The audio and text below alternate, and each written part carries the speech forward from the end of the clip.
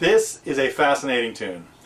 Scotch and Soda, made famous in 1957, 58, on the first album by the Kingston Trio.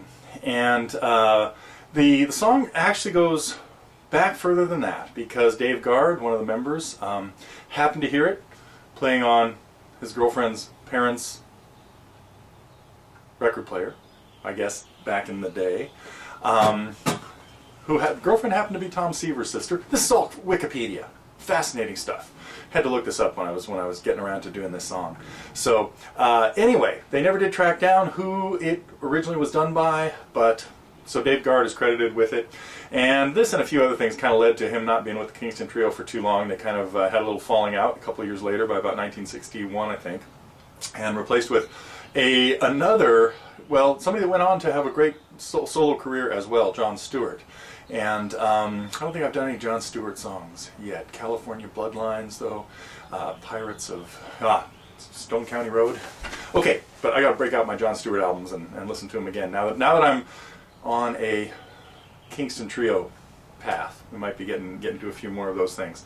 But the song, it can be done lots of different ways, and we're going to take a look at a fairly easy way of playing it. We need a couple of bar chords in here, but we're going to keep it fairly simple and talk about the way that these guys did it originally. Now, the studio recording had a guitar and bass, and that changed some of the chords a little bit, because if you listen to the final concert album, we have the guitar is more prominent, and you can hear but this was, of course, Nick, Bob, and John.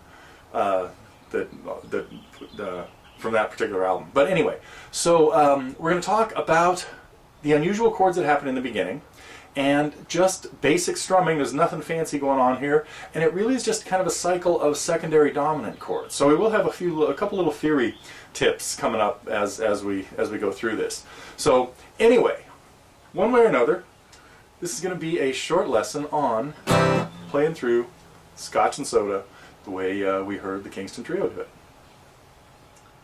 Well, that was the first part of a lesson I put together on Scotch and Soda, a song that on one hand is very simple, but there's some really kind of cool things going on with it. We talk about the chords, strumming. It's real simple, just strumming in swing time. And particularly break down the little opening that is kind of unusual. So if you'd like to check out the lesson, it's available. It's part of the Target program at TotallyGuitars, where we have hundreds and hundreds of songs. So I really encourage you to check that out, especially if you want to learn more of this. Not too many other Kingston Trio songs just yet. Most of them are pretty basic, but this one's really fun. And then we have a lot of free lessons too to kind of get you rolling. So if you're a beginner and want to try out there's a complete free course to get you started.